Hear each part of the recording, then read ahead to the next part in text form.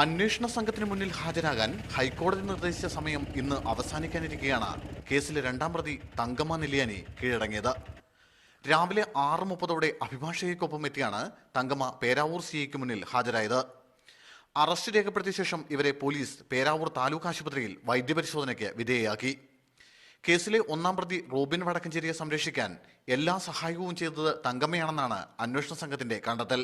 പെൺകുട്ടി പ്രസവിച്ച ഫെബ്രുവരി 7 മുതൽ ഫെബ്രുവരി 20 വരെ തങ്കമ്മ നടത്തിയ ഫോൺ വിളികളുടെ വിശദാംശങ്ങൾ പോലീസ് ശേഖരിച്ചിരുന്നു. കേസിൽ ഉൾപ്പെട്ട മറ്റ് 5 പ്രതികളുമായി പലവട്ടം തങ്കമ്മ ഫോണിൽ ബന്ധപ്പെട്ടിരുന്നു. ഇക്കാര്യം ഇന്നലെ നടത്തിയ ചോദ്യം ചെയ്യലിൽ ഫാദർ തോമസ് ജോസഫ് തേരകമടക്കമുള്ളവർ പോലീസിനോട് സമ്മതിച്ചിട്ടുണ്ട്. ഇക്കാര്യങ്ങൾക്ക് കൂടുതൽ സ്ഥിരീകരണമുണ്ടാക്കുകയാണ് ഇന്നത്തെ ചോദ്യം ചെയ്യലിൽ പോലീസിന്റെ ലക്ഷ്യം.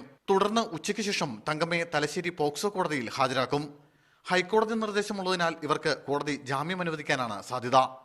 തങ്കമ്മ കൂടി കീഴടങ്ങിയതോടെ ഈ കേസിൽ അറസ്റ്റിലായ പ്രതികളുടെ എണ്ണം 5 ആയി. ബാക്കിയുള്ള 5 പ്രതികളുടെ മുൻകൂർ ജാമ്യാപേക്ഷകൾ കോടതിയുടെ പരിഗണനയിലാണ്. മീഡിയ 1 കണ്ണൂർ.